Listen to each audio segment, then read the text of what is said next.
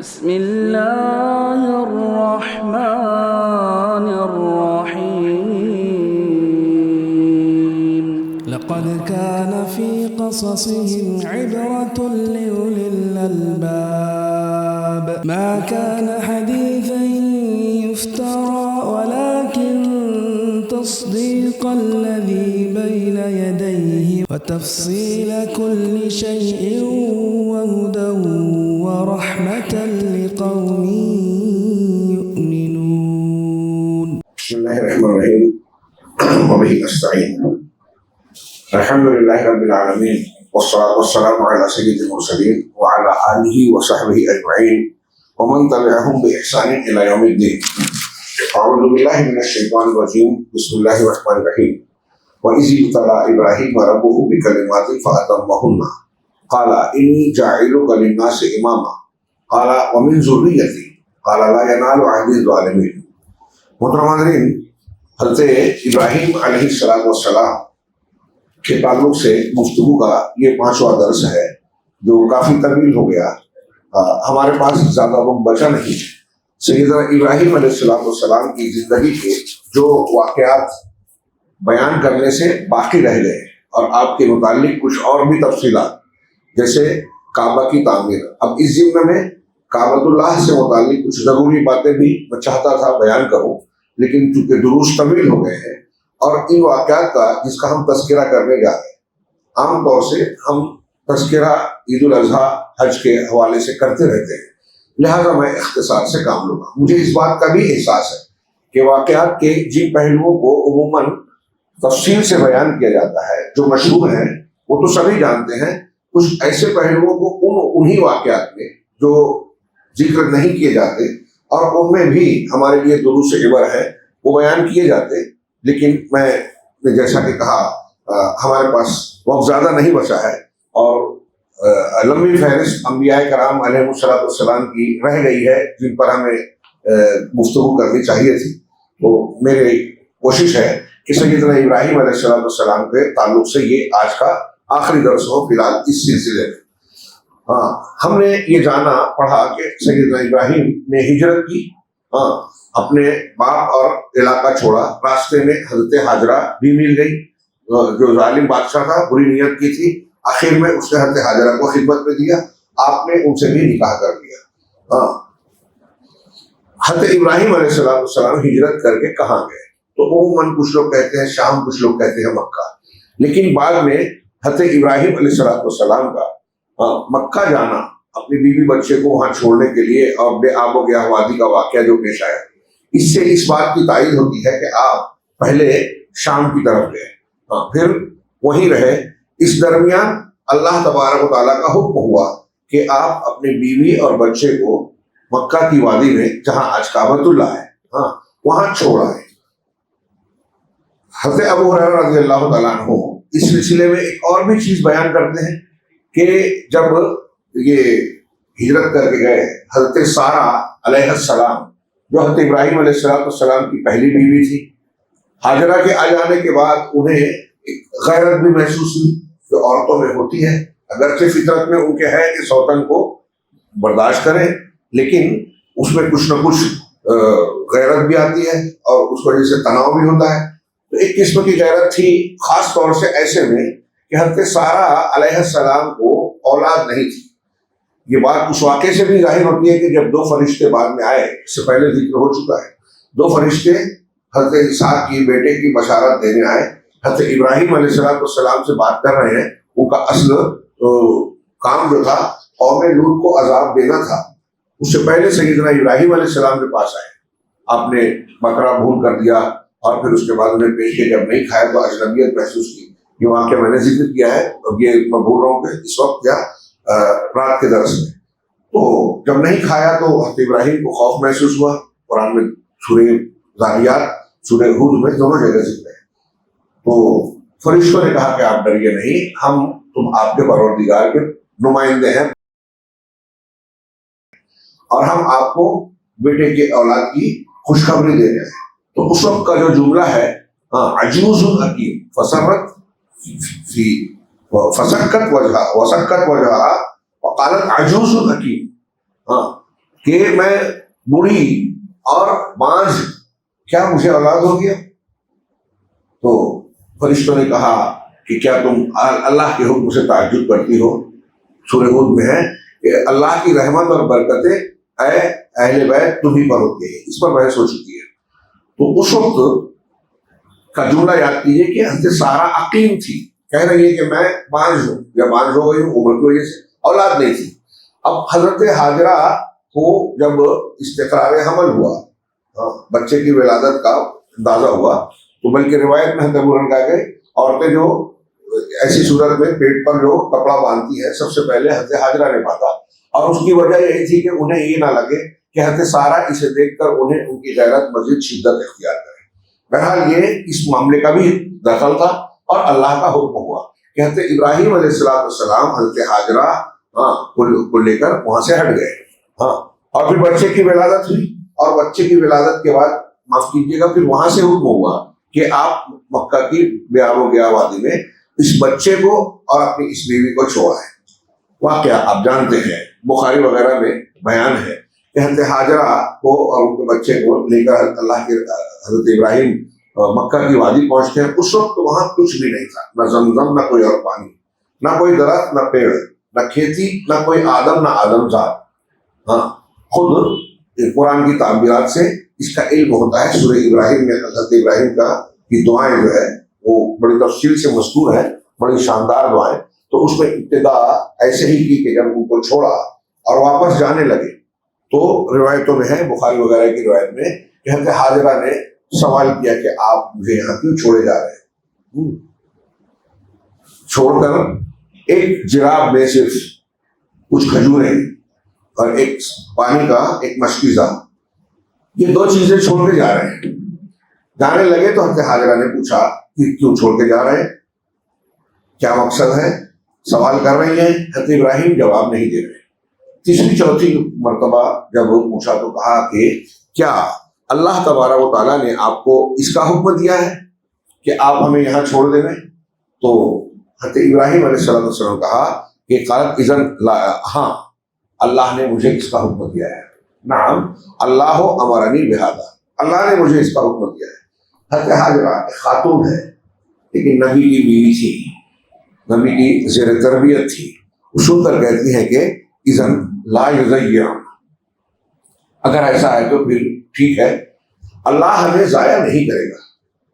تھوڑی دیر کے لیے یہاں رک کے سوچیے، ایک عورت اس کا دودھ پیتا نوزائیدہ بچہ اس کے ساتھ اکیلے تنہا ایسے مقام پر جہاں کوئی انسان موجود نہیں ہے، دور دور تک کوئی زندگی کے اسباب اور انتظام بھی نہیں ہے، بارش ہوگی، دھوپ آئے گی، تنہائی ہوگی، رات ہوگی، سردی لگے گی تو یہ انتظام ہوگا، یہاں پناہ لے لوں گی، ایسا کوئی نظم و ضبط موجود نہیں ہے۔ ہم لوگ واقعہ بار بار سنتے ہیں، تھوڑی دیر کے لیے سوچیے، اپنی بیوی کو اس کے بچے کے ساتھ ہم کسی ایسے مقام پر چھوڑائیں جو جنگل بیابان، جہاں کوئی انسان نہ ہو، کیا کیا خطرات ہو سکتے ہیں، کوئی جانور آ جائے، کھانے پینے کی ضرورت کیسے پوری ہوگی، رہنے کی ضرورت، موسموں کی شدت، سردی۔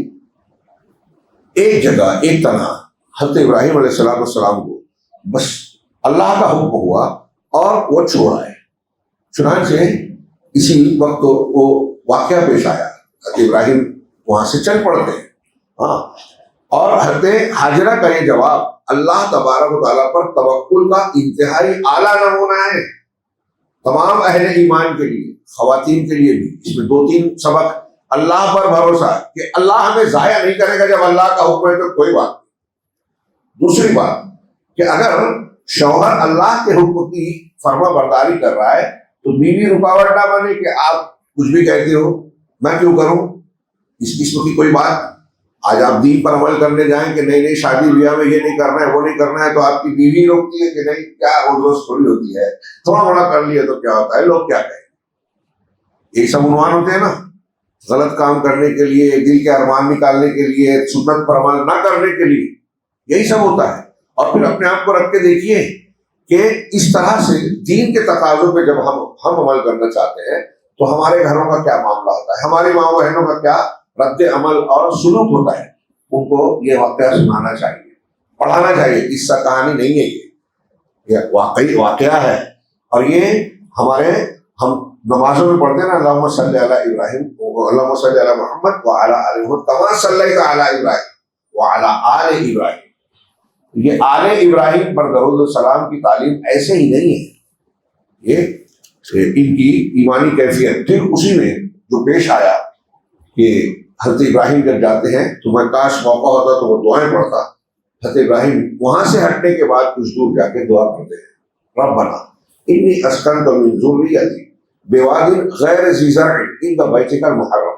کہ پروردگار ہمارے رب، میں نے اپنے اہل کو، انی اسکنت من ذریتی، اپنے بعض بچوں کو، ذریت کو ایسی وادی میں ٹھہرا دیا، سکونت اختیار کروا دی جو غیر ذی زرع ہے، جس میں کھیتی باڑی کچھ نہیں ہے، کھیتی ہے ہی نہیں، پانی بھی نہیں تھا وہاں. عند بیتک المحرم، تیرے حرمت والے گھر کے پاس. اس وقت تو بیت اللہ تھا نہیں. اور آگے گویا حضرت ابراہیم کو اشارہ یا علم تھا کہ آگے مجھے اللہ کے حکم سے یہیں گھر بنانا ہے. اس کے اعتبار سے کہا عند بیتک ربنا لیقیموا الصلاۃ، پروردگار اس لیے یہ بنایا، یہاں بسایا کہ وہ نماز قائم کرے.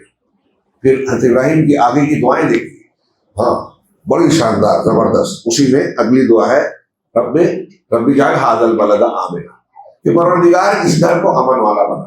وجنبنی وبنی ان نعبد الاصنام، مجھے اور میرے بیٹوں کو اس بات سے بچا کہ ہم بتوں کی پرستش کریں.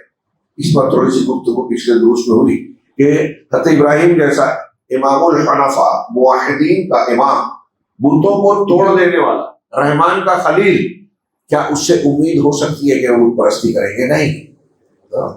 نہیں کر سکتے، سوچ بھی نہیں سکتے. ہم اپنے بارے میں نہیں سوچیں گے، وہ کیسے سوچیں؟ لیکن پھر بھی دعا کر رہے ہیں.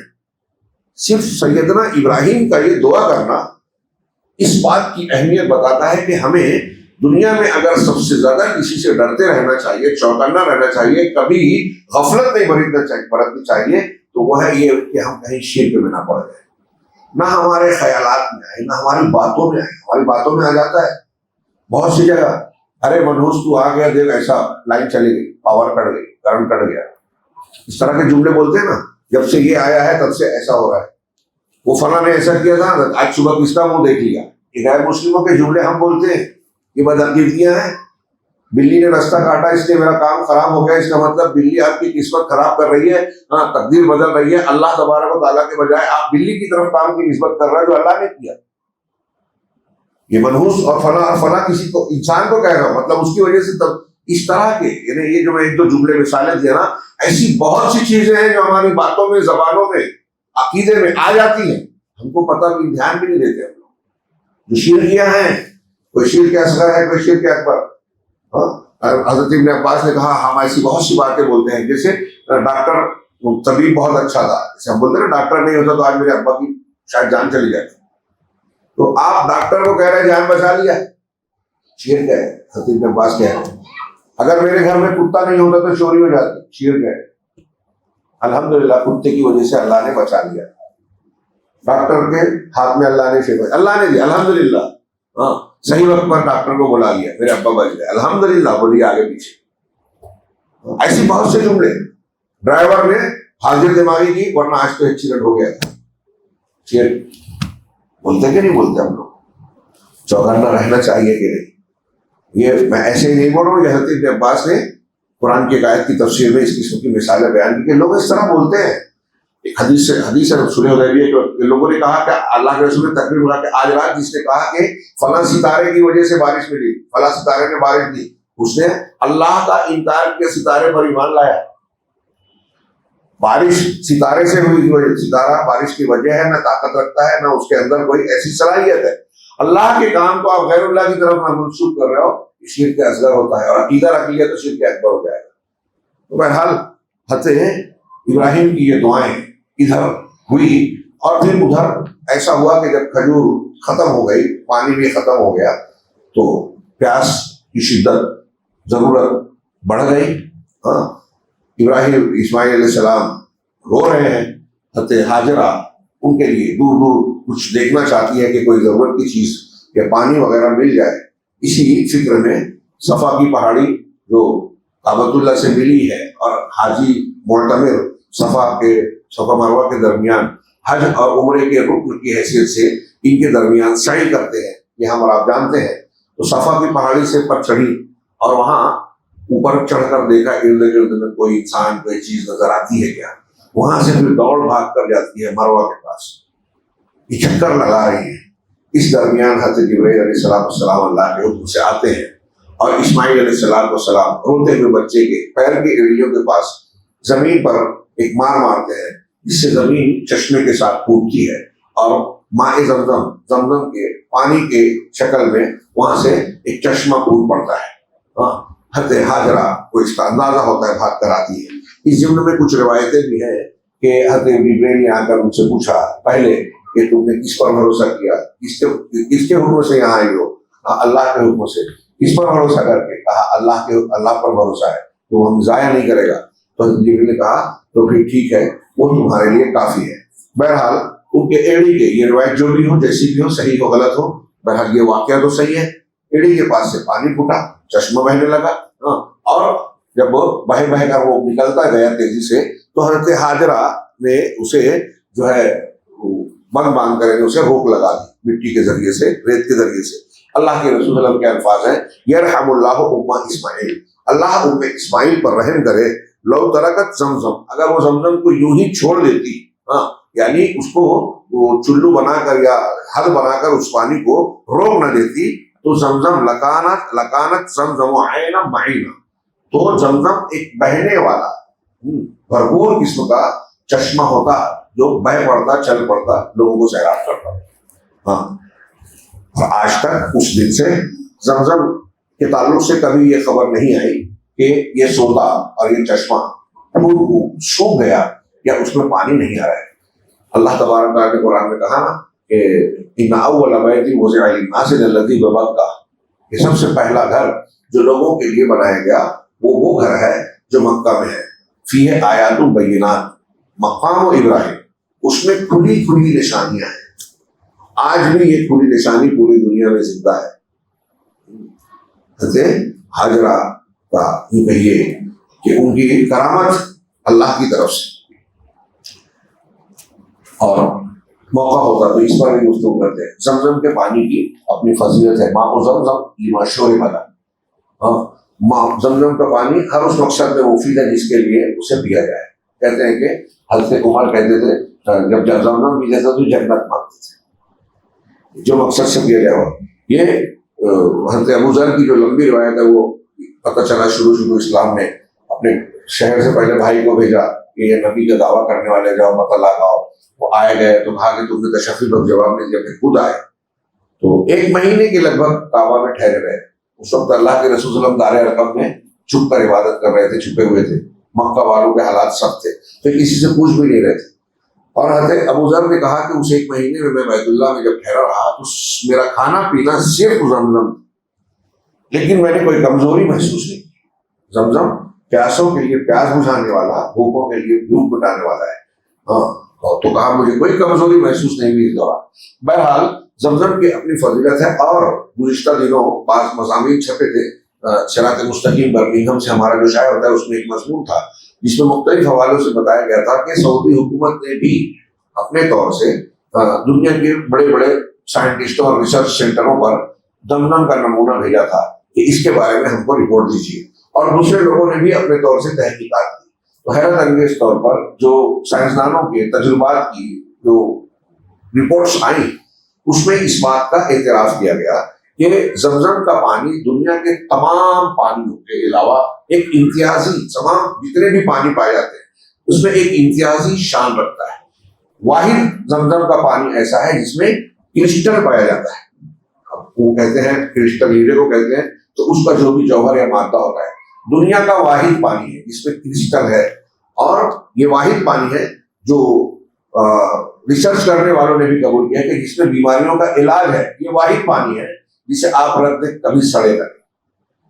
کیا یہ نشانی نہیں ہے اللہ کی؟ تو ان کے پیر کے پاس سے وہ زمزم پھوٹا، حضرت ابن عباس رضی اللہ تعالیٰ عنہ کہتے ہیں کہ جو اللہ کا گھر زمین سے کچھ اوپر کی طرف ابھرا ہوا تھا، یعنی جو علاقے کے اعتبار سے سیلاب اگر آتا تھا دور سے تو اس کو وہاں ذکر کر کے دائیں بائیں جانب سے پانی گزر جاتا تھا، اس کا حصہ کچھ اونچائی پہ تھا. ہاں اسی طریقے سے کچھ دن گزرے، حضرت ہاجرہ زمزم کا انتظام ہوا، اسے کھایا، استعمال کیا، اپنے بچے کو دودھ بھی پلایا، پانی بھی پلایا. اس کے بعد وہیں رہ گئے، گویا جو بھی انتظام کیا ہو اس دور کے حساب سے. اس دوران وہاں کہہ رہے ہیں کہ جرہم قبیلہ قضا کے سے آتے ہوئے گزرتے ہوئے اس علاقے سے گزرا، قبیلہ جرہم. وہاں سے گزرتے ہوئے وہاں کے کچھ لوگ تھے، مرافقین، احباب کا ایک جماعت، تو ایک پرندے کو اڑتے ہوئے دیکھا. ان کی نگاہ، عربوں کی نگاہ اور جو لوگ ایسے مقامات پہ رہتے ہیں ان کے مشاہدے اور اندازے کا بڑا زبردست ان کا ہنر ہوتا ہے. چنانچہ انہوں نے اس پرندے کو دیکھتے کہا کہ یہ والا پرندہ تو اسی جگہ ہوتا ہے جہاں پانی ہوتا ہے. ان کی یعنی نگاہ، شناخت اور معلومات. اس نے کہا کہ یہ جو پرندہ یہاں اڑتا ہوا دکھ رہا ہے اس طرف، یہ تو پانی کی جگہ، اور ہم اس علاقے سے بارہا گزرے ہیں. قبیلے ان ساتھیوں نے کہا کہ ہم یہاں سے بہت مرتبہ گزرے ہیں لیکن کبھی ہم نے اس علاقے میں پانی دیکھا ہی نہیں، لیکن یہ پرندہ یہاں پایا جا رہا ہے، اس کا مطلب یہاں پانی ہے. کہا کہ 2 آدمیوں کو یا 1 آدمی کو بھیجا کہ جاؤ جائزہ لو، آس پاس جو پرندہ جس طرف اڑ رہا ہے دیکھو آگے پیچھے کہ یہاں پانی کہیں پایا جاتا ہے. تو تحقیق کرنے والا جو قاصد آیا اس نے دیکھا اور معلوم کیا تو کہا کہ ہاں پانی ہے، دیکھا زمزم کا پانی موجود ہے. اب لوگ وہاں پہنچے اور دیکھا کہ اس پانی کے پاس حضرت ہاجرہ علیہ السلام بچے کے ساتھ بیٹھی ہوئی ہیں. تو ان کا سوال تھا کہ انہوں نے کہا اتأذنین لنا ان نجلس عندک، ہاں وہذہ، کہہ رہے کہ کیا آپ ہمیں اس بات کی اجازت دیتی ہیں کہ ہم یہاں ٹھہر جائیں، رک جائیں، یہاں پانی ہے اور کوئی ہے نہیں تو کیا. آپ دیکھیے یہ ان کا ایک اخلاق ہے، یہ ایک عورت ہے، ان کے ساتھ بس ایک چھوٹا سا بچہ ہے، ہاں اس کے باوجود وہ اجازت لے رہے ہیں. انہوں نے اجازت دے دی لیکن کہا کہ اس پانی پر میرا اختیار ہوگا. گویا اس علاقے کی وہ خاص دولت تھی، اللہ تعالیٰ نے معجزانہ طور پر دیا بھی تھا. تو انہوں نے کہا ٹھیک ہے، استعمال کی اجازت تو تھی ہی، جب تک اسی کے لیے تو رک رہے تھے. بہرحال وہاں ٹھہر گئے اور پھر انہوں نے اپنے دوسرے لوگوں کو بھی بلایا. کہتے ہیں کہ حضرت اسماعیل علیہ السلام نے انہی سے عربی زبان سیکھی، اور اسی اعتبار سے جو اہل عرب کی 3 قسمیں کی جاتی ہیں تو الگ الگ چیزوں کا لحاظ کرتے ہیں. اب یہاں یہ بس گیا، یہ قبیلہ ایک آبادی ہو گئی. اس درمیان حضرت ابراہیم علیہ السلام حضرت اسماعیل یا اپنے اہلیہ کے پاس آیا جایا کرتے تھے، ان کی باز پوچھ کرنے کے لیے، ان کے حالات جاننے کے لیے. اسی درمیان جب وہ تھوڑے سے بڑے ہو گئے، حضرت اسماعیل علیہ السلام چلنے پھرنے کے لائق ہو گئے، ایک ہی اولاد ہے، عمر دراز ہیں، آپ بوڑھے سے ہو رہے ہیں، اور اب بچہ ایسا ہوا کہ تھوڑا بڑا ہو گیا. اتنا بڑا ہوا کہ قرآن میں اللہ تبارک و تعالیٰ کہا کہ فلما بلغ معہ السعی، جب حضرت اسماعیل یعنی ان کے بیٹے ابراہیم کے ساتھ دوڑ دھوپ کی عمر کو پہنچ گئے. اتنی عمر جس میں اب بچے کو ہر وقت سنبھالنا نہیں ہے، جب بہت چھوٹا ہوتا ہے گود میں لیے رہو، نظر پہ رکھتے رہو. ہاں عربی میں کہتے ہیں ذہبت مشقتہ وجاءت منفعتہ، یعنی یہ کہنا چاہیے کہ بچے کی مشقت اب چلی گئی، اس پر نگرانی کرنے کی اتنی ضرورت نہیں ہے، اور اب اس سے فائدہ اٹھانے کا کی عمر آ گئی. مشقت چلی گئی، منفعت آ گئی. اس عمر کو جب پہنچے، اور اس عمر میں کہتے ہیں کہ بچے سے بہت زیادہ محبت ہو جاتی ہے ماں باپ. اور پھر اگر اکلوتی اولاد ہو، اگر آدمی یا ماں باپ بوڑھے ہوں تو یہ جنہیں کہنا چاہیے کہ محبت میں اضافے کے سبب در سبب ہے، زیادہ سے زیادہ محبت کا ذریعہ ہے. چنانچہ خوب ان کی چاہت بڑھی. اس درمیان اللہ تعالیٰ کا خود ارشاد ہے فلما بلغ معہ السعی قال یا بنی انی اری فی المنام انی اذبحک فانظر ماذا تری. ہر سال ہم یہ آیت سنتے ہیں، پڑھتے ہیں، دہراتے ہیں، لیکن کبھی پرانی نہیں لگے گی. اسے پھر پڑھیے اور غور کیجیے. بیٹا باپ سے آ کر کہہ رہا ہے اور یہ بھی بار بار تذکرہ ہو کہ حضرت ابراہیم خلیل ہے، اللہ کے خالص دوست۔ محبت میں سب سے اعلیٰ درجہ، محبت سے پوچھا درجہ خلت کا ہے، اور خلت کا درجہ جس کو ملتا ہے یہ مزاحمت نہیں چاہتی، یعنی اگر میں آپ کو خلیل بنا مان رہا ہوں تو آپ سے جو میری محبت ہے اس محبت میں کسی اور کی محبت آڑے نہیں آنا چاہیے، رکاوٹ نہیں بننی چاہیے، اگر بن گئی تو خلیل نہیں رہے آپ۔ اللہ تعالیٰ نے جب حضرت ابراہیم کو نبی کریم صلی اللہ علیہ وسلم کو خلیل بنایا تو اللہ کے رسول نے کہا کہ اگر میں دنیا میں کسی کو خلیل بناتا تو ابوبکر کو بناتا، لیکن تمہارا یہ ساتھی اللہ کا خلیل ہے، مجھے بھی اللہ نے خلیل بنایا ہے جیسے ابراہیم کو خلیل بنایا۔ تو اللہ کے رسول خلیل، حضرت ابراہیم خلیل، اور اگر بناتا اللہ کے رسول کرے تو ابوبکر کو بناتا۔ اس کا مطلب دنیا میں سب سے زیادہ محبت اگر کسی سے اللہ کے رسول صلی اللہ علیہ وسلم کو تھی انسانوں میں تو ابوبکر کو۔ یہ حضرت ابوبکر صدیق کا سب سے اعلیٰ مرتبہ ہونے کی دلیلوں میں سے ایک دلیل ہے، نبی کے بعد اس امت کے سب سے افضل شخص۔ چنانچہ حضرت ابراہیم علیہ السلام کو حکم ہوا، حضرت اسماعیل سے کہہ رہے میں نے بیٹا انی ارا فی المنام، میں خواب میں دیکھ رہا ہوں، انی اذبحک کہ میں تمہیں ذبح کر رہا ہوں، فانظر ماذا تری، تو غور کرو، سوچو، دیکھو تمہارا کیا خیال ہے۔ شیخ خلیل الرحمان اپنے بیٹے سے کہہ رہے ہیں اللہ نے تم کو حکم دیا کہ میں تم کو ذبح کروں، ابھی خواب کہہ رہے ہیں میں نے خواب میں دیکھا۔ منکرین حدیث غور کریں، حضرت ابراہیم نے جب یہ کہا تو اسماعیل علیہ السلام کا جواب کیا تھا؟ یا ابت افعل ما تؤمر، ہاں ابا جان، جیسے ابراہیم علیہ السلام مشرک باپ کو کہتے نا یا ابت ہم پڑھ چکے سورہ مریم میں، ویسے ہی جیسے آپ اپنے والد کے ساتھ سلوک کریں گے آپ کا بیٹا اللہ ویسا ہی دے گا، یہ طے ہے دنیا میں۔ کسی نے اگر اپنے باپ کو تماشا مارا ہے نا، اس کے بیٹے نے بھی مارا ہے، عموماً آپ دیکھ لیجیے۔ یہ حدیث میں ہے کہ کچھ چیزیں ایسی ہیں جن کے عذاب میں اللہ جلدی کرتا ہے، اس میں سے ایک ہے والدین کے ساتھ اس طرح بدسلوکی کرنا، باقی رشتے کاٹنا۔ تو بہرحال حضرت ابراہیم کا ویسے ہی اولاد ملی۔ لوگ کہتے ہیں کہ عیسائی سکھائے کس نے اسماعیل کو آداب فرزندی، کس نے سکھائے تھے؟ ان کو خود نبوت ملی تھی، نبوت والا اخلاق تھا، پیغمبر تھے۔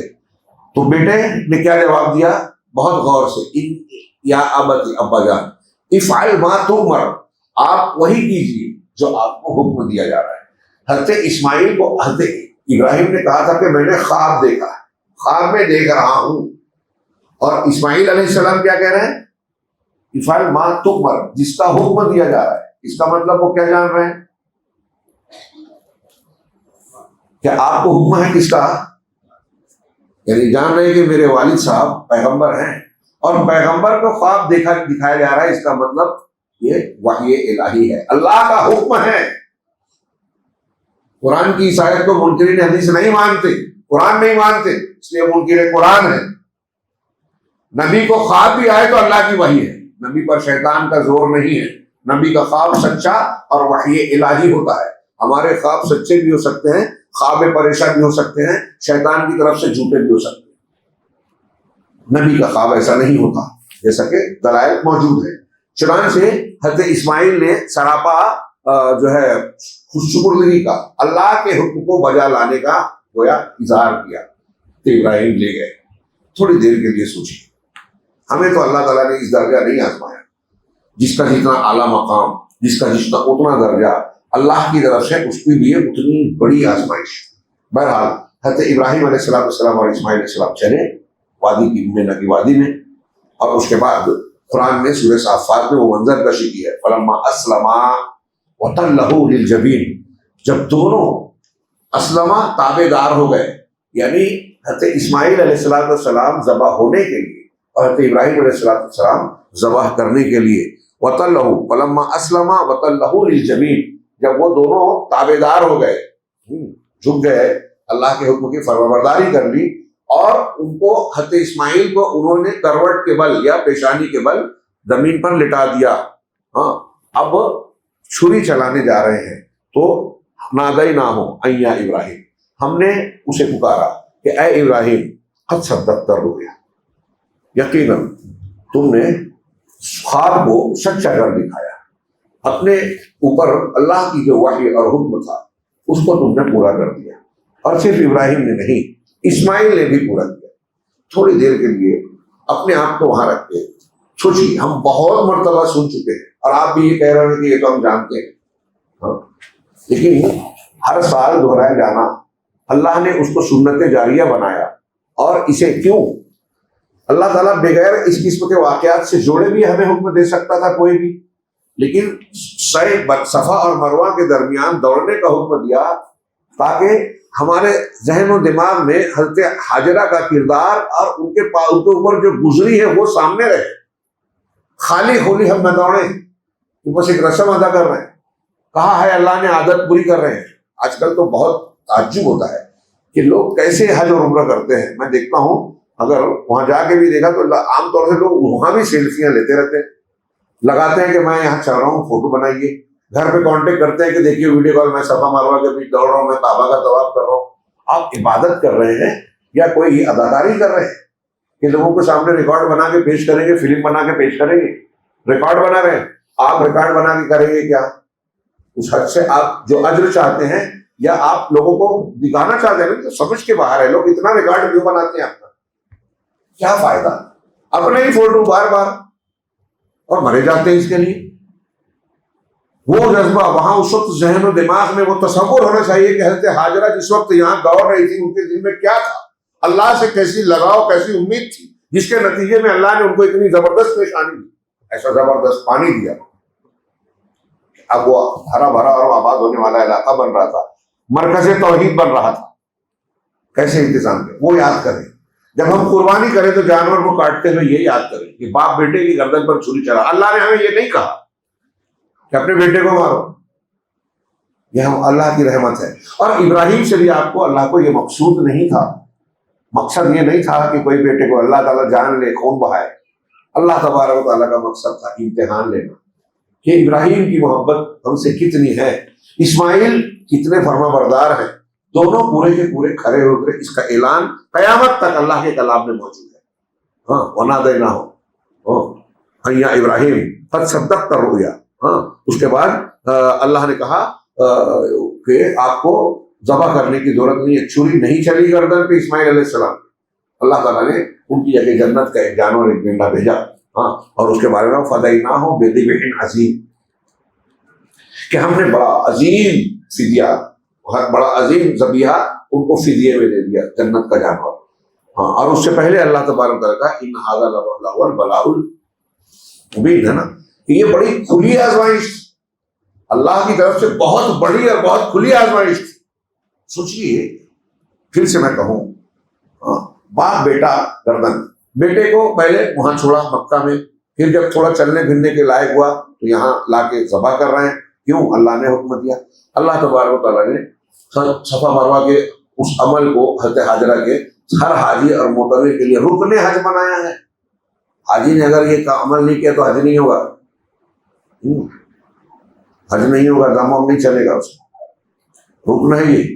اور قربانی سارے مسلمان، مستقی مسلمان کے لیے عید الاضحیٰ کی قربانی اور حاجی کے لیے ہدیے دینا، ہاں، یہ حصہ بن گیا شریعت محمدیہ میں، سنت، یہ نمونے سے جوڑا ہے۔ میں نے پھر کہا کہ اللہ تعالیٰ نے جو چیزیں مشروع کی ہیں اس کو نمونے سے جوڑا ہے، اس سے ہماری نیت اور اخلاص میں، ہمارے جذبے میں صحیح سچائی اخلاص آنے کا ایک ذریعہ اور سبب دے دیا اللہ تعالیٰ نے کہ ہم اسے یاد کریں۔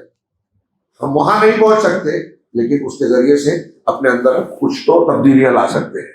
حضرت ابراہیم علیہ السلام کو اللہ نے کہا کہ ہمیں خوریزی نہیں چاہیے تھی بلکہ امتحان مقصود تھا، اور اس امتحان میں اے ابراہیم آپ پورے اتر گئے، لہذا ہم آپ کو یہ بشارت دیتے ہیں۔ ابھی کہا وَكَذَلِكَ نَجْزِي الْمُحْسِنِينَ، اور بعد میں کہا کہ اسے باغ والوں کے لیے اللہ نے سنت بنا دیا، یعنی قربانی کو۔ جانور ذبح کیا آپ نے، اب جانور ذبح کرنا ہے، اور پھر عید الاضحیٰ کے موقع پر امت محمدیہ قیامت تک اسے شریعت کے ایک شعار اور حکم کے انداز میں انجام دیتی ہے، دیتی رہے گی۔ ہاں، اس درمیان یعنی یہ حضرت ابراہیم کی زندگی کے ابتلاءات میں سے ایک عظیم الشان ابتلاء آزمائش، اور اس میں ہمارے لیے کئی درس و عبرت کا سامان کہ اللہ حکم دے تو ہماری خواہشات نفس کے خلاف ہو، ہماری محبتوں کو اپنے گلے پر چھری چلانا پڑے تو ہمیں چلانا چاہیے۔ اسماعیل بیٹے کو ذبح کر رہے ہیں، ہم نیند کی قربانی نہیں دے پاتے، فجر میں ہم اپنے شادی بیاہ کے موقع پر جھوٹے ارمانوں کی قیمت کو قربانی نہیں دے پاتے. ہمارے یہاں بھی ہے، میں نے دیکھا حیدرآباد میں، سنا بھی ہے دیکھا بھی ہے، شادیاں بہت مہنگی ہوتی ہیں. صرف یہاں جو ہال لیے جاتے ہیں، ہمارے یہاں بھی نارمل لوگوں میں اتنے ہال کی قیمت میں شاید کئی شادیاں ہو جائیں.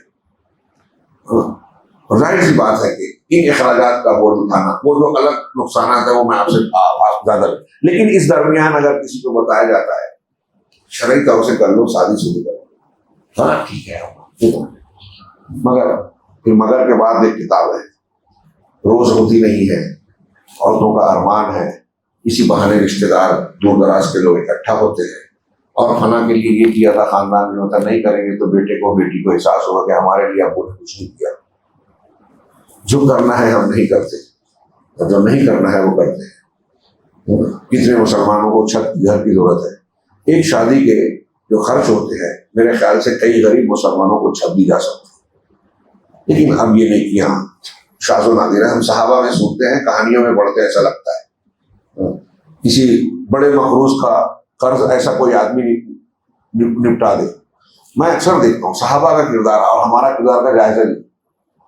کسی کی میت ہوتی تھی، میں نے غور کیا صحابہ میں اکثر مجھے بار بار ایک چیز نظر آئی کہ کسی صحابی کو کسی دوسرے صحابی کی موت کی خبر ملی مثال کے طور پہ، پہلا سوال افسوس وغیرہ کے بعد پہلا سوال جو کرتے تھے ان کے رشتہ داروں سے کہ میرے بھائی پر کتنا قرض ہے. حضرت زبیر کا انتقال ہوا تو عبداللہ بن زبیر سے حکیم ابن حزام نے کہا میرے بھائی کا انتقال ہو گیا، شہید ہوئے حضور میں، بتاؤ پر کتنا قرض تھا، میں ادا کر دوں گا.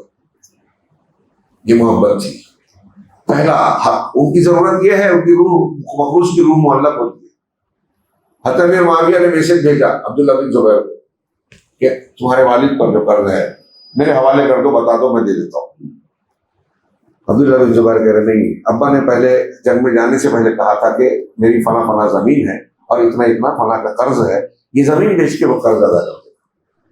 تو امیر معاویہ نے کہا ٹھیک ہے، تم تیار نہیں ہو تو ایک کام کرو، زمین بیچ کے قرض ادا کرنا ہے نا، وہ زمین مجھے دے دو. قیمت بڑھا کے خریدی امیر معاویہ.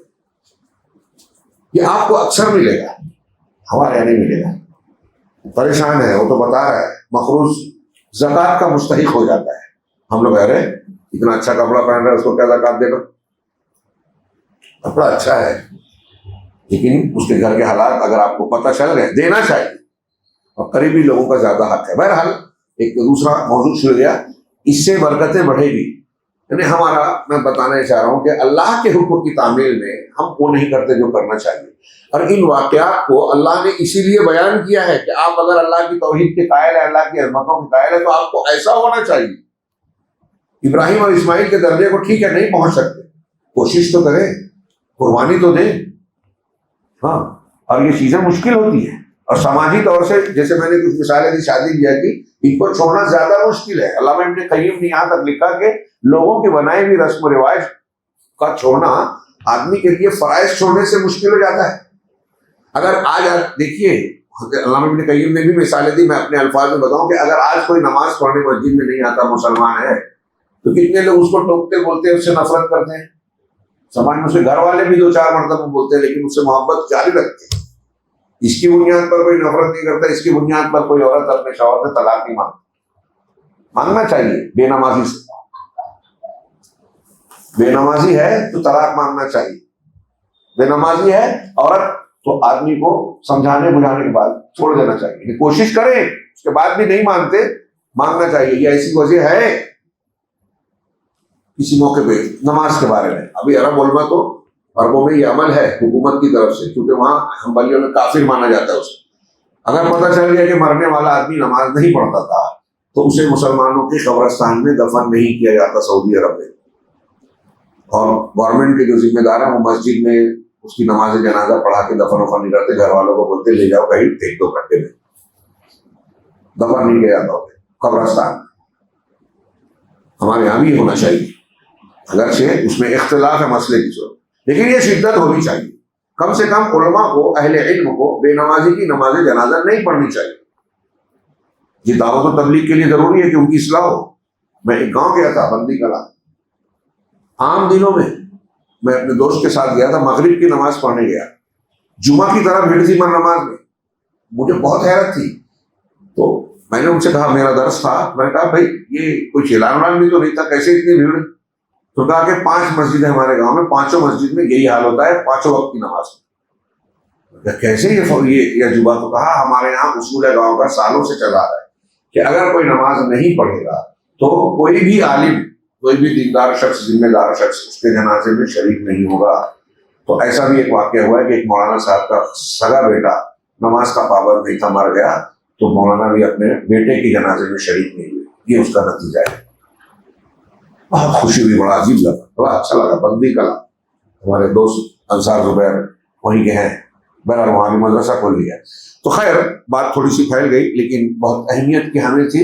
اس ایسے عظیم الشان واقعے کے ضمن میں جتنا بولا جائے کم ہے. اب یہاں ایک بحث لوگوں نے کی ہے کہ ذبیح کون تھے. کچھ علماء کا یہ کہنا ہے کہ حضرت ابراہیم, حضرت اسماعیل علیہ السلام کی بجائے حضرت اسحاق علیہ السلام ذبیح تھے. وہ بھی اپنے طور پر دلیلیں دیتے ہیں, لیکن حضرت دلائل کو, قرآن کی آیات کو اور دیگر دلائل کو دیکھنے سے عام طور سے جمہور امت اسی بات کی قائل ہے اور اسی بات کی زیادہ تائید اور تقویت ملتی ہے کہ سیدنا اسماعیل علیہ السلام بھی ذبیح تھے, یعنی جن کو اللہ نے حکم. کچھ لوگ کہتے ہیں کہ حضرت اسحاق کے ساتھ یہ واقعہ پیش آئے تھے, ان کے گلے پہ چھری چلائے اللہ کے حکم سے. اور کچھ لوگ حضرت اسماعیل, کئی اعتبار سے حضرت حاجرہ کو وہاں حضرت ابراہیم نے چھوڑا تھا مکہ میں, تو ان کے بیٹے تھے. اور پھر جو اللہ تبارک و تعالیٰ نے حضرت اسماعیل کے لیے جو صفات بے غلام حلیم اور بے غلام علیم کی صفات استعمال کی ہے, ان کے اعتبار سے بھی اسی بات کی تائید ہوتی ہے کہ حضرت ابراہیم علیہ السلام, حضرت اسماعیل علیہ السلام اللہ کے ذبیح تھے. اس درمیان ایک بحث یہ ہوتی ہے کہ کعبۃ اللہ کی تاریخ میں کیا رہی. تو اس کو کچھ لوگ کہتے ہیں کہ حضرت ابراہیم سے پہلے بھی تھا.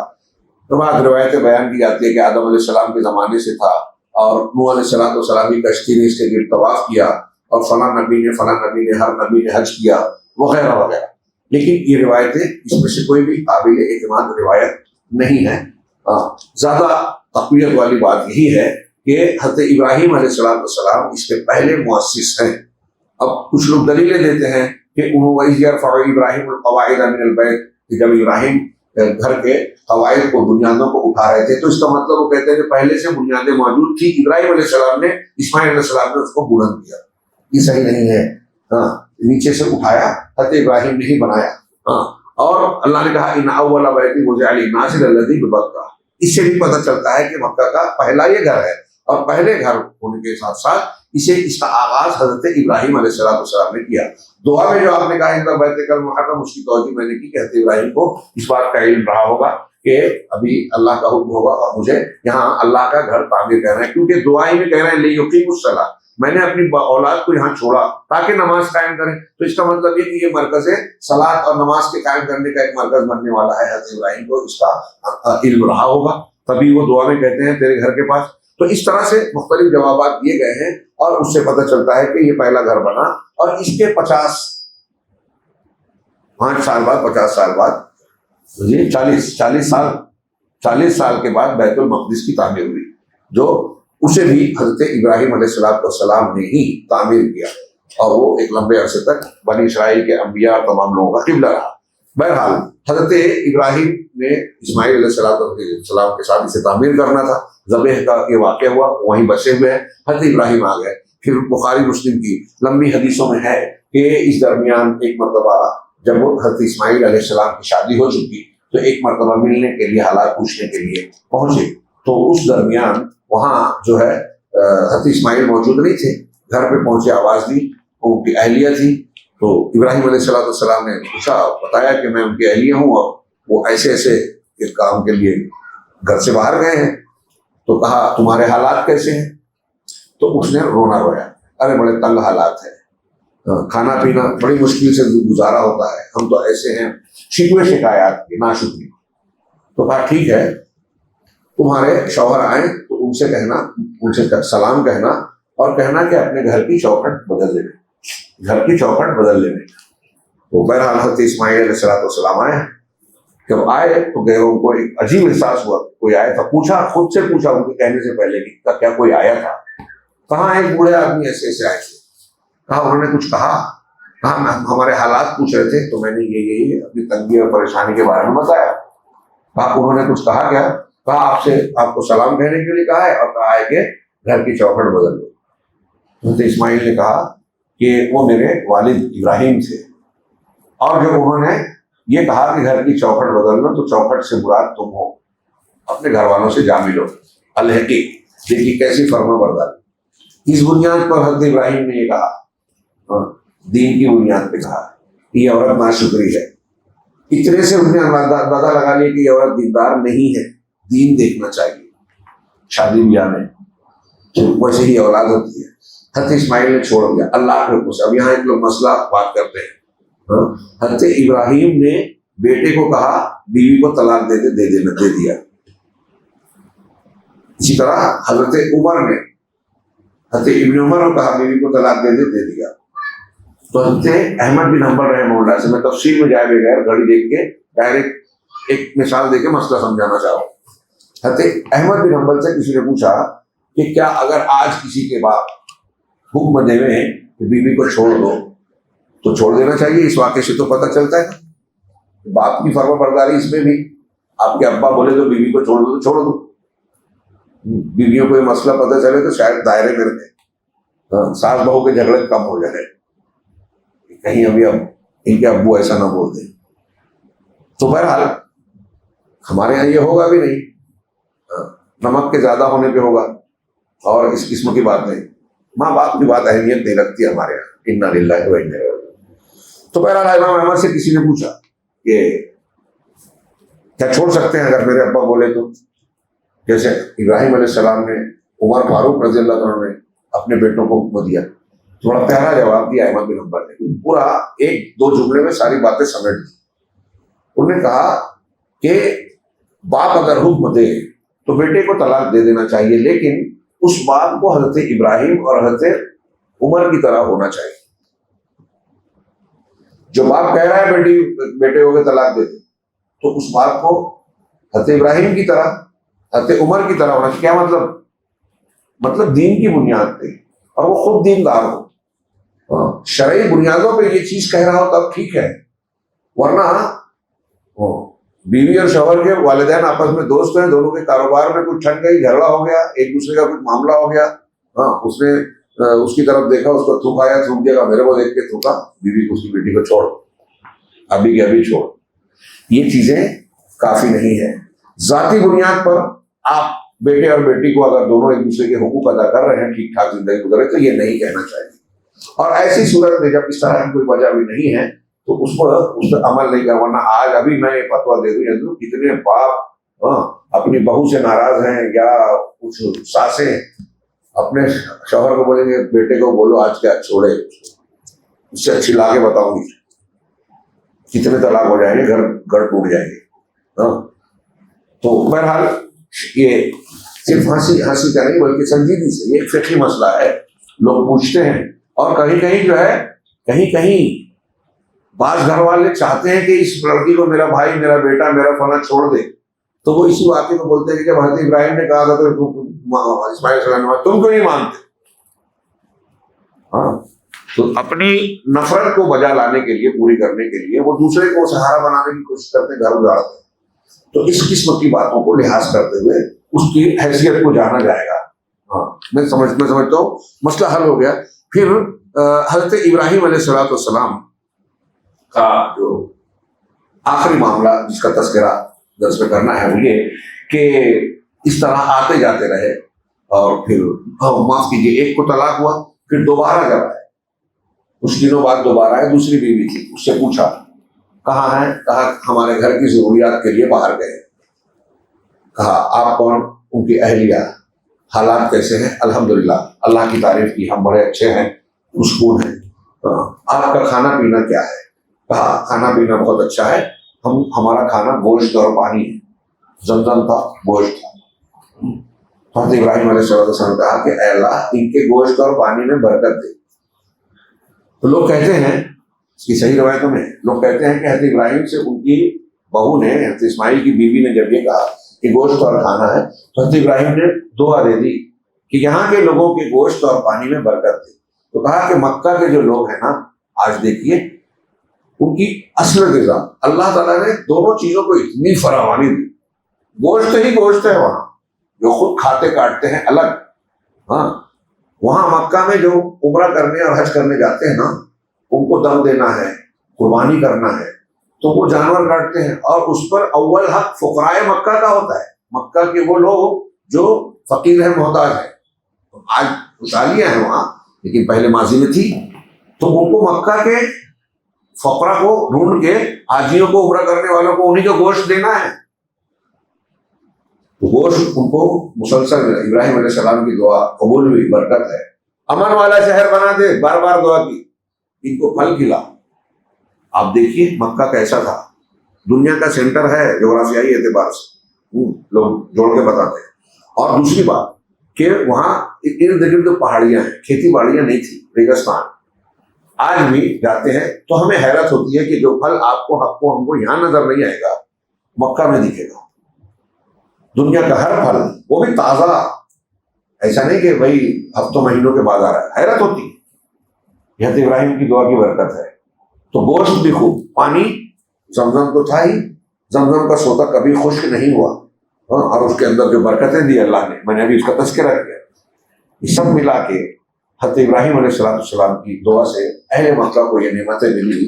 ابھی کل ہی پڑھ رہا تھا، شاید اسی میں انہوں نے کہیں ذکر کیا ہے کہ لوگ کہتے ہیں علماء کہ حضرت اسماعیل علیہ السلام کی بیوی بیگم اگر حضرت ابراہیم کو یہ بھی کہتی کہ گوشت، پانی اور سبزی ترکاری فلاں سبزی، اور حضرت ابراہیم اس کی بھی دعا دے دیتے تو وہ بھی فراوانی سے دیتی۔ بہرحال جو کہا اس کی دعا ملی۔ تو دوبارہ آئے، پھر انہوں نے کہا کہ جب تمہارے شوہر واپس آئے تو سلام کہنا، اور کہنا کہ اپنی گھر کی چوکھٹ قائم رکھے، اس کو برقرار رکھے۔ گویا اس بیوی کو حضرت ابراہیم علیہ السلام نے پسندیدگی کا اور اچھی ہونے کا سرٹیفکیٹ دے دیا، چھوٹی بات نہیں تھی۔ دینداری، عورت کے اندر قناعت، شکر گزاری، جس حالت میں ہے اللہ کا، یہ ہمیں محسوس ہوا۔ ایسی نہیں ہے تو چھوڑوا دیا ابراہیم علیہ السلام، اور انہوں نے کہا ہم بہت آرام سے ہیں، خوشحال ہیں، اللہ نے نعمتوں سے نوازا ہے، سب ٹھیک ٹھاک ہے۔ ہر حال میں اللہ کا شکر ادا کرنے والی ہونا چاہیے، مرد کو بھی عورت کو بھی۔ حضرت ابراہیم نے کہا چوکھٹ قائم رکھو، حضرت اسماعیل نے آ کے پوچھا، بتایا، سلام سنایا، بتایا کہ چوکھٹ نہ بدلنا، یہ کہا وہ چوکھٹ تم ہی، وہ میرے ابا تھے۔ پھر ایک دن حضرت ابراہیم علیہ السلام آتے ہیں، اس وقت حدیث میں ہے، وقت زیادہ نہیں ہے اس لیے میں شارٹ میں، وہ اپنے تیروں کو درست کر رہے تھے ایک درخت کے نیچے بیٹھ کر۔ حضرت ابراہیم پہنچتے ہیں اور پھر ملاقات، اور باپ بیٹے کس طرح ملتے ہیں، حدیث میں یہی الفاظ ہے کہ والد بیٹے کے ساتھ، بیٹا والد کے ساتھ جس طرح ملتا ہے اس طرح ملے، بات چیت کی۔ اس کے بعد حضرت ابراہیم نے کہا کہ بیٹے اسماعیل، اللہ نے مجھے ایک حکم دیا ہے کہ میں اس پر عمل کروں۔ تو کہا اب یار اللہ نے جو حکم دیا ہے اس کو کروں گے۔ جب گلے پہ چھری چلانے کے لیے آمادگی ظاہر کی، کوئی شکوہ، کوئی یہ نہیں کہا کہ نہیں تھوڑا وقت موقع مل جائے، نہیں ایسا نہیں ویسا، کوئی چوں چلانے، جو حکم ہے کر دیجیے۔ تو یہ تو اس کے بعد اس سے کم، ظاہر سی بات ہے کہ جو بھی ہوگا اس سے کم ہوگا۔ تو کہا کہ اللہ نے مجھے حکم دیا ہے کہ یہ اس مقام پر میں ایک گھر تعمیر کروں، یعنی بیت اللہ کی تعمیر۔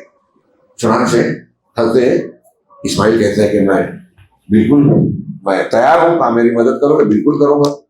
تو پھر وہی واقعہ کام تعمیر کعبہ کا پیش آیا، اور اللہ تعالیٰ نے اس کا بھی ذکر کیا، وَإِذْ يَرْفَعُ إِبْرَاهِيمُ الْقَوَاعِدَ مِنَ الْبَيْتِ وَإِسْمَاعِيلُ۔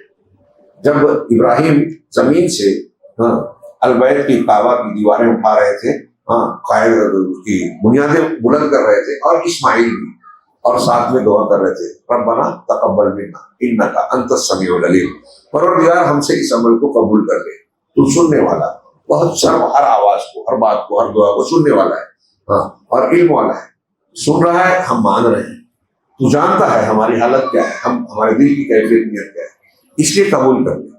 پھر اس کے بعد حضرت ابراہیم نے یہ بھی دعا دی، رب کیا ہے اس بس وبعث فیہم، کہ یہاں کے لوگوں کو ایسا ایسا بنا، اس کو شہر بنا دے، اور وبعث فیہم رسولا منہم، اور ان میں ایک ایسا رسول چن، مبعوث کر، جو انہی میں سے ہو، یتلو علیہم آیاتی کا، تیری آیتوں کی تلاوت کرے، تیری کتاب پڑھ کر سنائے، تعلیم و تزکیہ کرے، اور کتاب اور حکمت کی تعلیم دے۔ حضرت ابراہیم نے دعا کی تھی محمد صلی اللہ علیہ وسلم، اس بستی میں ایسا نبی مبعوث کر، جو تیری آیتیں پڑھ کر سنائے، تربیت کرے، تزکیہ کرے، ہاں، اور یہ کام انجام دے۔ تو اللہ کے نبی صلی اللہ علیہ وسلم کے بارے میں جب ان کی ولادت ہوئی تو کہا کہ یہ ابراہیم کی دعا ہے، عیسیٰ کی خبر ہے، موسیٰ اور عیسیٰ کی خبر پیشین گوئی تھی، تو ابراہیم علیہ السلام کی یہی دعا تھی۔ بہرحال کعبہ کی تعمیر اللہ تعالیٰ حضرت ابراہیم نے کی۔ اب یہاں ایک بحث کی جاتی ہے کہ اس کا تعمیر کرتے ہوئے جس پتھر پر کھڑے تھے، روایتیں ملتی ہیں اس پر حضرت ابراہیم کے قدموں کے نشان تھے۔ ہاں، قتادہ وغیرہ بعض کہتے ہیں کہ یہ جو پتھر اس وقت بھی جو مقام ابراہیم پر ایک چیز بنا دی گئی ہے اور اس کو اندر ایک قدم نظر آتا ہے پتھر پہ، تو عام طور سے یہی مشہور ہے اور جمہور امت مانتی آئی ہے کہ یہ حضرت ابراہیم علیہ السلام کے نشان قدم ہے۔ اور لوگ کہتے ہیں، انہوں نے ایک روایت نقل کی بعض سلف کی، کہ لوگوں کے کثرت سے چھونے اور گزرنے کی وجہ سے اس کے جو خد و خال تھے جو بہت اللہ نے نرم کر دیا تھا اور بہت واضح شکل میں نشان آ گیا تھا، اس میں تھوڑی کمی آ گئی، وہ پورا واضح نہیں رہا، تو اسی کو مان دیا گیا ہے۔ اب اللہ تبارک و تعالیٰ نے یہ جہاں تھا کعبہ سے ملا ہوا، کہتے ہیں حضرت عمر نے اس کے درمیان تھوڑا دوری کر دی، تھوڑا سا اسی سیدھ میں، تاکہ طواف کرنے والوں کو اور مقام ابراہیم پر نماز پڑھنے والے کو جو ہے دونوں کے درمیان کوئی ایک دوسرے سے ٹکراؤ یا مسئلے کی بات نہ ہو۔ تو حضرت ابراہیم علیہ السلام نے اس پر جو کھڑے ہو کر کعبہ کی تعمیر کی تھی، وہ پتھر موجود ہے جسے ہم مقام ابراہیم کہتے ہیں۔ میں روایت دیکھ رہا ہوں، حضرت عمر رضی اللہ تعالیٰ عنہ کی روایت ہے، وہ کہتے ہیں کہ وافقت تو ربی فی ثلاث، میں نے 3 چیزوں میں اپنے رب کی موافقت کی، کہ ان کا ادب ہے، انہوں نے رائے دی، وہ بھی اللہ کی توفیق سے تھی اور اللہ نے اس کی تائید کی۔ یہ 3 کا ذکر کر رہے ہیں، اور بھی اس کے علاوہ بھی کئی جگہ پر بھی کچھ لوگوں نے 9 اور کچھ نے 12 تک چیزیں بنائی ہے۔ مطلب یہ کہ حضرت عمر کو ایک تدبیر اللہ نے سجھائی، انہوں نے رائے دی اور بعد میں اللہ نے اس کی تائید کی۔ یہاں 3 چیزوں کا ذکر کیا۔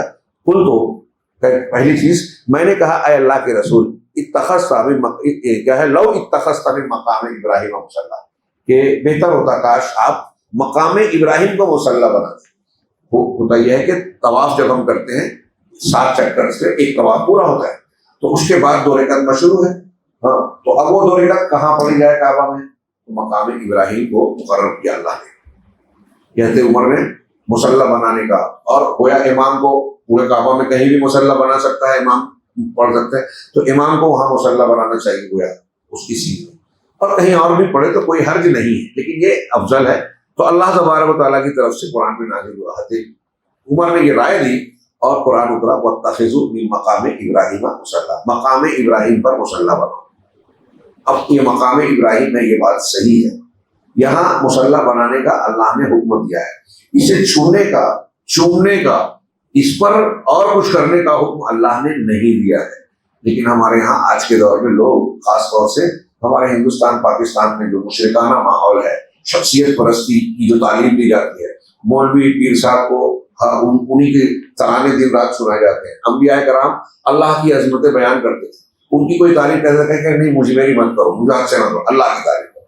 اور یہاں لوگ دعوت و تبلیغ کا کام کرتے ہیں اور صرف بزرگوں کے واقعات، بزرگوں کے واقعات، بزرگوں کے واقعات، اس میں بھی اس بات کی تمیز نہیں کہ صحیح کیا ہے غلط کیا ہے، اور جو واقعات پرانے ہو جاتے تو نئے نئے بنائے جاتے بغیر صبر والا، اور ایسا کہ لوگوں کو حیرت ہو گیا، آج تک تو ایسا سنا ہی نہیں تھا۔ نئی چیزوں کے چکر میں دین کے بارے میں بالکل نہ پڑے۔ بہرحال حضرت ابراہیم علیہ السلام میں تھوڑا سا، لیکن یہ ایک عجیب معاملہ ہے، اور یہ کہہ رہا تھا کہ وہاں بھی جا کے میں نے آنکھوں سے دیکھا، آپ بھی دیکھتے ہیں ٹی وی وغیرہ پہ بھی، کہ لوگ کس طریقے سے مقام ابراہیم پورے کعبہ کے حصوں کے ساتھ کیا کیا کرتے ہیں۔ بوسہ لینا بھی ہے تو صرف حجر اسود کے بارے میں اللہ تعالیٰ نے حکم دیا، رسول نے بتایا ہے، اور اس حجر اسود کو بھی بوسہ، صحیح بخاری میں حضرت عمر فاروق کا ہی جملہ ہے، جب حجر اسود کو بوسہ دینے لگے تو کہتے ہیں یا حجر انی اعلم انک حجر، اے پتھر میں جانتا ہوں کہ تو ایک پتھر ہے، لا تضر ولا تنفع، نہ نقصان پہنچا سکتا ہے اور نہ فائدہ، ولولا انی رأیت رسول اللہ صلی اللہ علیہ وسلم یقبلک ما قبلتک، اگر میں نے اللہ کے رسول صلی اللہ علیہ وسلم کو تجھے بوسہ دیتے ہوئے نہ دیکھا ہوتا تو تجھے بوسہ کبھی نہیں دیتا۔ جس کو بوسہ دیتے ہیں اس کے بارے میں عمر فاروق کہہ رہے ہیں کہ تو پتھر ہے، نفع نقصان نہیں پہنچا سکتا، ہے مقدس، ہے جنت کا پتھر، ہے اس کی فضیلت، چومتا اس لیے ہو کہ رسول اللہ صلی اللہ علیہ وسلم نے بتایا ہے، آپ نے کیا ہے، تو جہاں رسول نے چوما ہم چومیں گے، نہیں چوما نہیں چومیں گے۔ اب لوگ کیا کیا چنتے ہیں وہاں. ہاں عمر فاروق کا یہ قول بہت بڑا اصول دیتا ہے کہ عقیدے اور عبادات میں وہی کرنا چاہیے، اتنا ہی کرنا چاہیے جتنا رسول اللہ صلی اللہ علیہ وسلم نے کیا بتایا. جہاں ادھر ادھر ہوئے بھٹک گئے، اور بہت بڑی تعداد مسلمانوں کی اس کا لحاظ نہیں کرتے. ہماری محبتیں، ہماری عقیدتیں کتاب و سنت کے دائرے میں ہی ہونا چاہیے، پابند ہونا چاہیے، نہ اس سے زیادہ نہ اس سے کم. یہی ہے امتحان، اور یہی ہے اسلامیت اور مسلمان ہونا. لیکن آج کہیں غلو ہوتا ہے، حد سے بڑھا دیتے ہیں، کہیں حد سے گھٹا دیتے ہیں، کہیں افراط ہے کہیں تفریط. بہرحال حضرت عمر کہتے ہیں کہ میں نے یہ کہا، اللہ نے یہ اتارا، اور میں نے کہا قلت یا رسول اللہ یدخل علیک البر والفاجر، کہ اللہ کے رسول آپ کے پاس نیک اور برے سب لوگ آتے ہیں. فلو امرتا امہات المؤمنین بالحجاب، تو بہتر ہوتا کاش آپ امہات المؤمنین کو، ہماری ماؤں کو، اپنی اہلیہ، اپنی بیویوں کو حجاب کا حکم دیتے تھے. تو اللہ تعالیٰ نے آیت حجاب نازل کر دی. حضرت عمر نے کہا وبلغنی معاتبۃ، کہ اللہ کے رسول صلی اللہ علیہ وسلم کو مجھے خبر پہنچی کہ آپ اپنی بعض بیویوں کو آپ نے ڈانٹا، اور جو آپس میں معاملہ ہوا دونوں کو بیویوں کے ساتھ، تو میں ان کے پاس آیا اور ان سے کہا کہ یا تو تم باز آ جاؤ، ان انتہیتن، یا تو اگر تم باز آ جاتی ہو تو ٹھیک، اور لیبدلن اللہ رسولہ، لاہ رسولہ خیرا منکن، یا پھر یہ یقین رکھو کہ اللہ تم سے زیادہ بہتر عورتوں سے اللہ کے رسول کے لیے بدلہ دے دے گا، تم کو بدل کر تم سے بہتر عورتیں دے دے گا. لیبدلن اللہ کیا ہے خیرا منکن. تو اللہ تعالیٰ نے سورہ احزاب میں، سورہ تحریم میں یہ آیت اتار دی، عسیٰ ربہ ان طلقکن ان یبدلہ ازواجا خیرا منکن. ممکن ہے، قریب ہے، یا ہو سکتا ہے کہ اللہ کے اگر اس نے، رسول نے تم کو طلاق دے دیا تو اللہ تعالیٰ تم سے بہتر بیویوں کے ذریعے ان کو بدل دے دے گا، یعنی تم کو بدل کر تم سے بہتر بدلہ دے دے گا بیویوں کا. حضرت عمر نے کہا کہ یہ 3 جگہ جو میں نے بات کہی اللہ نے میری تائید اتاری. ہاں بہرحال قتادہ بھی کہتے ہیں، ائمہ تابعین میں سے ہیں، مقام ابراہیم کے بارے میں کہتے ہیں کہ لوگوں کو حکم دیا گیا ہے کہ وہاں نماز پڑھیں، اور وہاں اگر گنجائش نہیں ہے، بھیڑ بھاڑ ہے، تو پھر کعبہ میں طواف کرنے والا بھی کہیں بھی پڑھ سکتا ہے، لیکن بہتر ہے اللہ کا حکم ہے وہاں پڑھیں. وَلَمْ يُؤْمَرُوا بِمَسْحِهِ، اسے چومنے کا حکم نہیں دیا گیا. ہاں یہ حضرت قتادہ کا قول ہے کہ ان کو چھونے کا حکم نہیں ہے، لیکن بعض جاہلین وہ مقام ابراہیم کے پاس آتے تھے اور اسے چھوتے تھے. وَلَقَدْ تَكَلَّفَتْ هَذِهِ الْأُمَّةُ، تو اس امت نے بھی وہی بوجھ اٹھا لیا. آگے انہوں نے کہا کہ اس امت نے بھی ویسے ہی تکلف اختیار کر لیا، پابندی بنا لی اپنے اوپر، جیسے کہ پچھلی امتوں نے تکلف اختیار کیا تھا. تفسیر طبری میں امام قتادہ کا یہ قول ہے. تو اس طریقے سے اللہ تبارک و تعالیٰ نے کعبہ کی تعمیر کرائی، مقام ابراہیم بنایا، اور اسی کو مصلی بنانے کے لیے کہا. اور پھر جو 4 مسلک ہمارے یہاں بنے تھے، حنفی، شافعی، مالکی، حنبلی، انہوں نے اللہ کے بنائے ہوئے اس مصلی کو چھوڑ کر 4 مصلی دوسری جگہ بنائے تھے، اور بہت دنوں تک یہ 4 مصلی تھے، جس کے بارے میں کسی نے لکھا کہ ماں کعبہ جو اتحاد کا مرکز ہے، سارے مسلمان اس کی طرف، اس کو قبلہ مان کر اس کی طرف نماز پڑھتے ہیں، اتحاد کی علامت، مرکز اتحاد، سارے حاجی وہاں ایک لباس، ایک نعرے کے ساتھ اکٹھا ہوتے ہیں. اسی میں 4 الگ سے مصلی ڈلوا دیے، 4 الگ الگ اماموں کے، حنفی، شافعی، مالکی، حنبلی. ہمارے ایک استاد کہا کرتے تھے کہ یہ دیکھ کر ابلیس کہتا رہا ہوگا اس زمانے میں، کسی سے نقل کیا کہ اللہ دیکھ، گھر تو تیرا ہے لیکن کام میرا چل رہا ہے. کعبہ میں ایک امت بنایا تھا، مقام ابراہیم کو مصلی بنایا تھا، اس کو چھوڑ کر 4 بنائے گئے.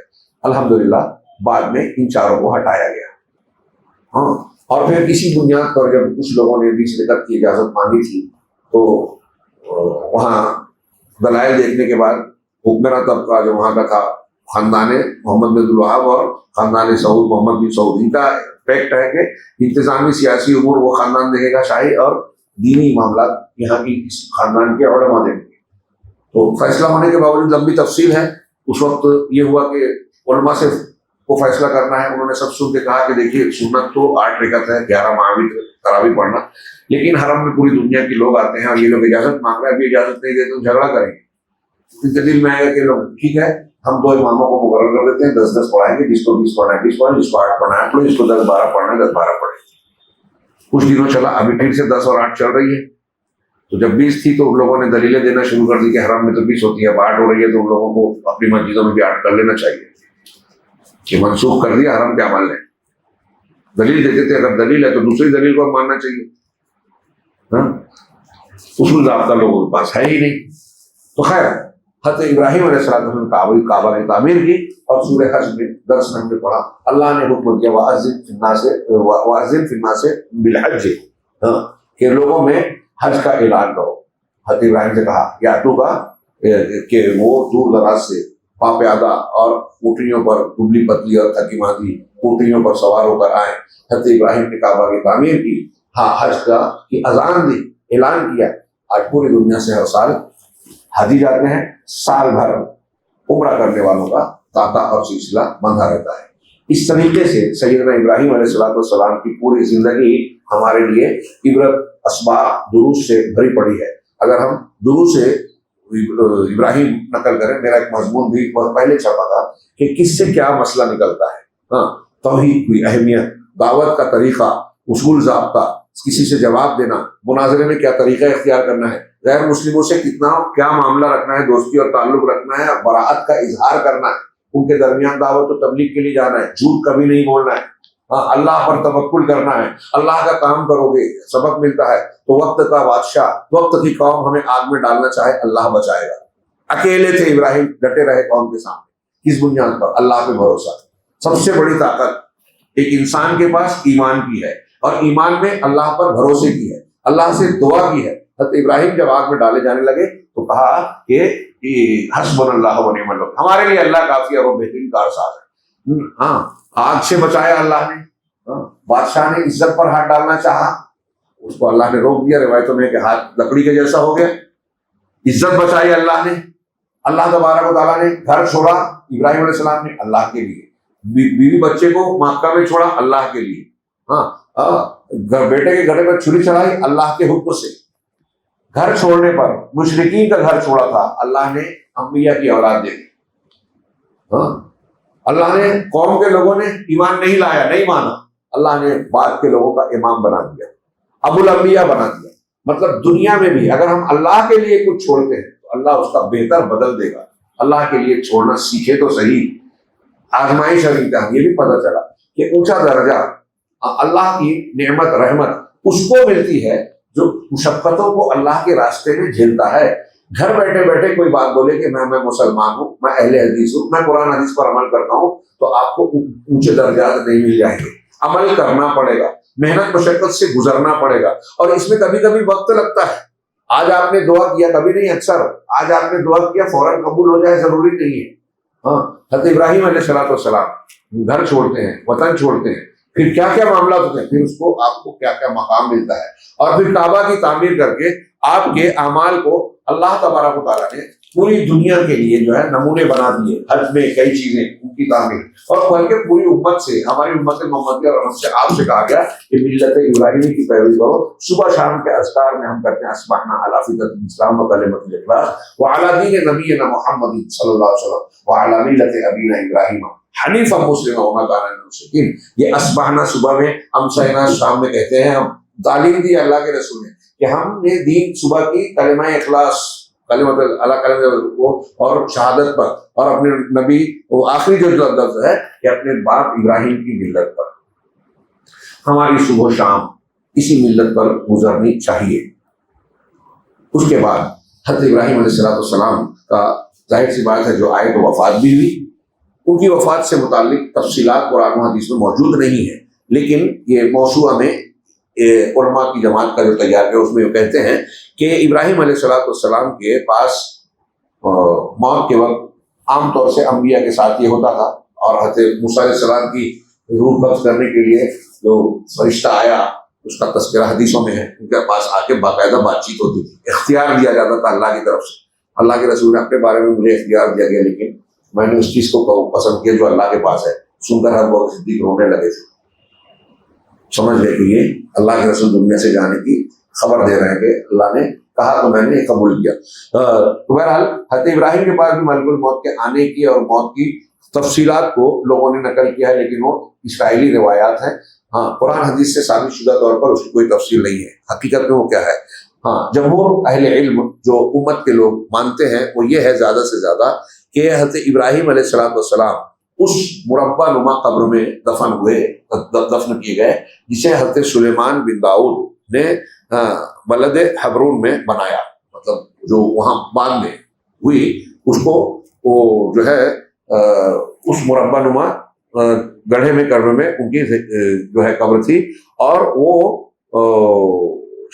حبرون شہر میں ہے جو آج خلیل کے نام سے فلسطین میں پایا جاتا ہے۔ اس شہر کا نام ہی خلیل ہے، حضرت ابراہیم علیہ السلام کی طرف متعین کر کے۔ تو یہ بات ہے کہ اس علاقے میں سیدنا ابراہیم علیہ السلام کی قبر ہے، لیکن تعین کے ساتھ کہنا کہ اس جگہ پر حضرت ابراہیم کی قبر ہے، یہ کوئی مستند بات روایت موجود نہیں ہے۔ جیسے ہم کہہ سکتے ہیں مدینہ اور اطراف مدینہ میں صحابہ کی اور بہت سارے جو پرانے لوگ گزرے ان کی قبریں، لیکن بالتعین ہمارے جو لوگ کہتے ہیں کہ یہ فلاں کی قبر ہے، یہ بس یعنی ایک دعوے ہے، اس کی دلیلیں نہیں ملے گی۔ اللہ کے نبی صلی اللہ علیہ وسلم، ابھی اس سے پہلے ہم نے شروع میں پڑھا تھا، شیخ محمد بن جزری کہتے ہیں کہ ہمارے نبی محمد صلی اللہ علیہ وسلم کی قبر کے علاوہ کسی بھی نبی کی قبر کی تعین صحیح نہیں ہے۔ ہاں، ابراہیم علیہ خلیل کی قبر کا قریہ معلوم ہے، جگہ شہر معلوم ہے کہ اس شہر میں حضرت خلیل کی جو ہے تدفین ہوئی ہے، لیکن خاص میدان یا خاص زمین کا حصہ جہاں ان کو دفن کیا گیا وہ نہیں معلوم ہے۔ شہر معلوم ہے، جگہ نہیں معلوم ہے۔ اس میں علامہ ابن تیمیہ سے پوچھا گیا انبیاء کی قبروں کے بارے میں کہ وہ کیا یہ وہی قبریں ہیں جہاں لوگ زیارت کرتے ہیں؟ دنیا میں بہت سی ایسی قبریں ہیں، جیسے کوئی کہتا ہے کہ یہ نوح علیہ السلام کی ہے، یہ حضرت الیاس کی ہے، یہ اسحاق اور یعقوب اور یہ یوسف کی ہے، الیاس کی ہے۔ کوئی مقام خضر بھی متعین کرتا ہے، کوئی کہتا ہے خضر زندہ ہے، جبکہ صحیح نہیں ہے۔ کوئی حضرت شعیب، حضرت موسیٰ، حضرت زکریا وغیرہ کی قبریں کہتے ہیں۔ ہندوستان میں بھی ایک دو قبروں کے بارے میں دعویٰ کیا جاتا ہے کہ حضرت شیش کے جیسے فیض آباد کیے گئے۔ بہرحال انہوں نے جواب دیا الحمدللہ کہ وہ قبر جو متفق علیہ طور پر نبی کی ہے وہ صرف ہمارے نبی جناب محمد رسول اللہ صلی اللہ علیہ وسلم کی قبر ہے، اور رہی قبر خلیل حضرت ابراہیم کی قبر تو اس میں نزاع ہے۔ یہ علامہ ابن تیمیہ کا جواب ہے، اس میں نزاع ہے، اختلاف ہے، لیکن صحیح بات وہی ہے جس پر جمہور ہے کہ وہ بھی خلیل بھی جو ہے خلیل شہر جہاں ہے وہ بھی حضرت ابراہیم کی قبر وہاں ہے۔ ہاں، یہ بات صحیح ہے کہ وہیں ہے، ایگزیکٹ جگہ کا ذکر انہوں نے بھی نہیں کیا کہ وہ حضرت خلیل کی ہے وہاں۔ ہاں، لیکن کہہ رہے ہیں اس کے بعد رہی جو حضرت یونس، حضرت الیاس، شعیب، زکریا علیہ السلام اور دیگر انبیاء کی قبروں کے بارے میں دعویٰ کرتے ہیں، اس کی کوئی دلیل نہیں ہے، وہ نہیں جانی جاتی۔ ہاں، یعنی انبیاء کی قبروں کو گویا یہاں ایک اور بھی بات کہ گویا یہ اللہ کی حکمت و مشیت ہوئی کہ عام طور سے انبیاء کی قبریں لوگوں کے لیے نامعلوم ہیں، ورنہ جس کی قبر معلوم ہوتی اس کے تعلق سے کیا کیا جاتا۔ اللہ کے رسول صلی اللہ علیہ وسلم نے لعنت بھیجی ہے ان لوگوں پر جو اپنے انبیاء کی قبروں پر مسجد بناتے تھے، بنی اسرائیل۔ اور یہاں ایک عام قاعدہ کہ اللہ اور رسول نے اس کو بتایا نہیں، اس کا مطلب یہ ہوا کہ نبیوں کی، بزرگوں کی قبروں کے جاننے نہیں جاننے سے کوئی فائدہ نہیں ہے۔ لوگ یاد رکھتے ہیں یہ میرے فلاں کی قبر ہے، وہی سمجھ کے یہ بھی باہر ہے۔